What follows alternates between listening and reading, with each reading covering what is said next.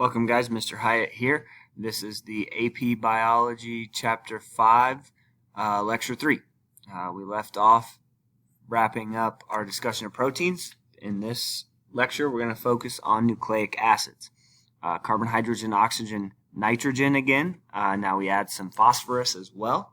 Again, there's no general formula for nucleic acids because we're going to have some DNA, we're going to have some RNA, and they're going to be slightly different.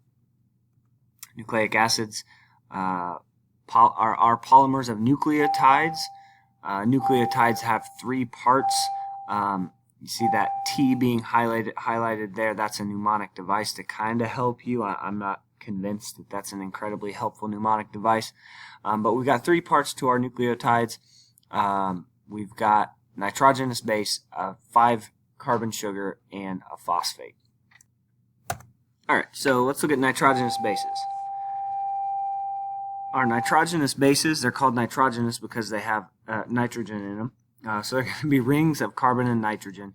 The nitrogens tend to act as bases and take up hydrogens. And there are two types, pyrimidines and purines. Pyrimidines have one ring, a purine has two rings.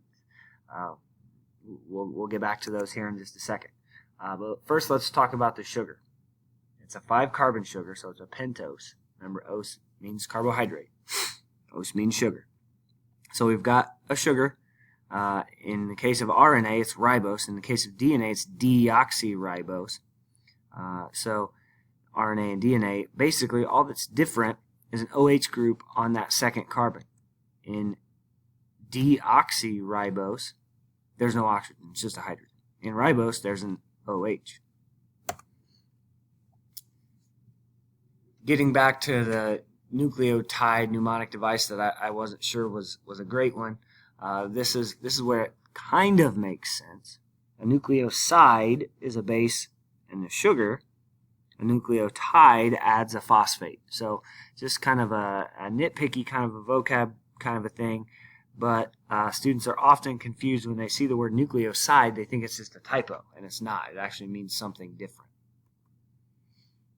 Here are our examples of our pyrimidines and our purines. Notice A goes with T, G goes with C, one pyrimidine goes with one purine. We don't see bubbles in our DNA where we get 2 or 4 rings across because an A and a G have bonded, and then we get only 2 wide because 2 pyrimidines have. We don't see that. We see one of these and one of these, and we see a standard width between the rungs on DNA. If you think about it as a ladder, you don't want your ladder to be wider and then narrower and then wider and then narrower.